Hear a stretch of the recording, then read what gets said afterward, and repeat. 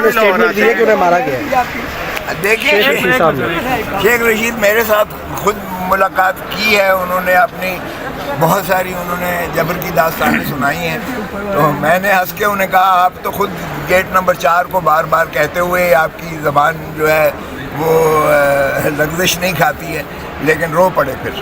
اچھا سر یہ بتائیے گا کہ بلاول بھٹو آج ذرا ناراض لگ رہے ہیں اور ایسا لگ رہا ہے جیسے کہ ان کو کراچی میں بھی کوئی جو ہے وہ حکومت نہیں ملنے والی, جس طرح کہ وہ کل سے اور 2 دن سے جو ہے وہ مسلسل جو ہے وہ پریس کانفرنسز کر رہے ہیں. نہیں, وہ جو بات ہم 16 مہینے 18 مہینے سے ہم کہہ رہے ہیں, میں اور اعتزاز کہہ رہے ہیں, آج وہی بات زبان پیپلز پارٹی بول رہی ہے. ہمارا تو پہلے دن سے یہی تھا کہ شریفوں کے ساتھ مت ان کے اوپر اعتبار کرو, جب ان پر مصیبت پڑتی ہے یہ پاؤں پڑتے ہیں اور جب یہ نکل جاتے ہیں تو گردن پہ ہاتھ ہوتا ہے.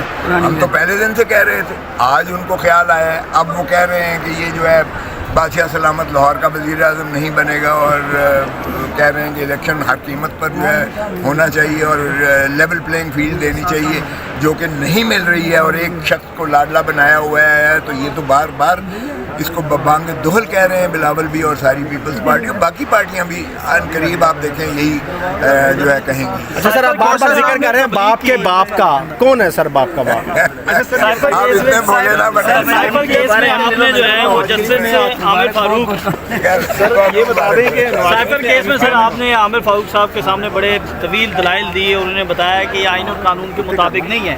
انہوں نے قرار دیا کہ یہ فیئر ٹرائل ہے, قانون کے مطابق ہے. 2 رکنی بینچ جو ہے وہ کہتا ہے کہ یہ قانون کے مطابق نہیں ہے.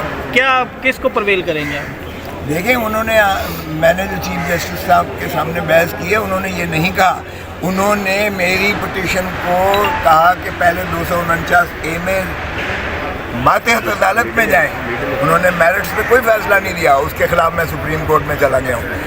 ضمانت کی درخواست انہوں نے ضرور خارج کی ہے, لیکن کل جو ہوا ہے ایک ڈویژن بینچ, دوسری ڈویژن بینچ جس میں جو ہے انہوں نے یہ کہا کہ ایک تو جج صاحب بھی یہ جو ہے انلیگلی تعینات ہوتے ہوئے نظر آ رہے ہیں, اور دوسرا یہ ہے کہ جیل ٹرائل جو ہے یہ شفافیت کی مظہر نہیں ہوتا ہے, کیونکہ جیل ٹرائل جو ہے اس میں عام پبلک کو بھی اجازت نہیں ہوتی ہے, میڈیا بھی اس میں جو ہے شراکت نہیں کرتا ہے, اور سیکریٹو جسٹس کبھی جسٹس نہیں ہوتی ہے.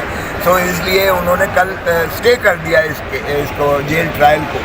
اور اس میں آپ پرسوں کی تاریخ آپ دیکھیں گے کہ جج جو تعینات کیا گیا ہے وہ بھی حکومت نے کیا ہے, اور حکومت نہیں کر سکتی ہے جج کو تعینات, وہ صرف عدلیہ ہی کی کر سکتی ہے, اور عدلیہ کی انڈیپینڈنس کو وہ ضبط پہنچاتی ہے. سو یہ انلیگل ٹرائل ہو رہا ہے, یہ سارا واش آؤٹ ہو جائے گا.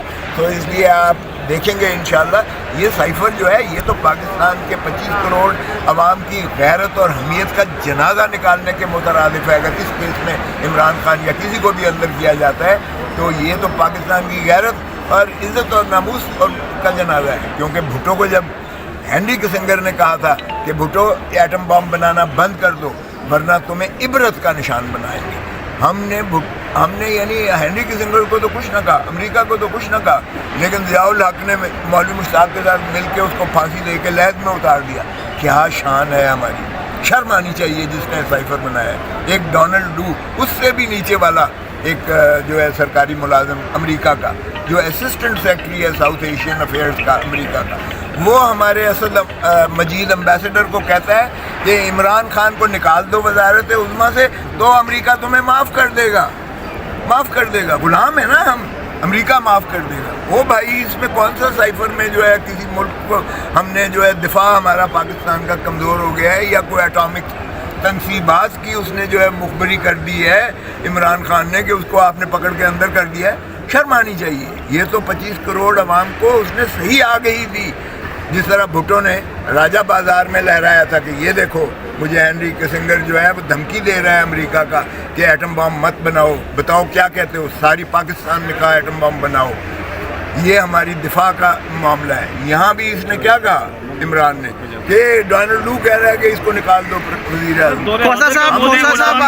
ہم نے غلامی کی, ہم نے ڈونلڈ ڈو کے حکم پر عمران خان وزیر اعظم کو چلتا کیا, نہ صرف چلتا کیا, ہم نے کہا مائی باپ ہم اس کو اندر بھی کر دیں گے، کر دیا، اور پھر ہم کہہ رہے ہیں کہ ہم اس کو سزا بھی کر دیں گے، جو کرنے لگے تھے کہ ہم نے اس کو رکوا دیا ہے ٹرائل۔ کھوسا صاحب یہ ہماری غلامی کی کیفیت ہے ہماری اسٹیبلشمنٹ کی، بس کر دیں یار، بس کر دیں۔ کھوسا صاحب اس جبر کے ماحول میں آپ نے بڑی آواز اٹھائی ہے، تو کیا آپ اس جبر کے ماحول میں آئندہ الیکشن میں بھی حصہ لیں گے، الیکشن لڑیں گے؟ یار میں جنرل الیکشن نہیں لڑا کرتا، یہ ہول ٹائم جاب ہے، میں اپنے آپ کو نااہل سمجھتا ہوں اس میں۔ 25 سال کے بعد زیارت بھی تھوڑے پی ٹی آئی کے حوالے سے آپ کی خبریں بڑی جاتی تھی کہ پی ٹی آئی جوائن کرنے جا رہے ہیں، پھر آپ لندن چلے گئے۔ سر نہیں، ایسی کوئی بات نہیں ہے، میں زیادہ مؤثر طریقے سے پاکستان کا کیس لڑ رہا ہوں، میں عوام کا کیس لڑ رہا ہوں، میں آئین کی بالادستی کا کیس لڑ رہا ہوں۔ شکریہ۔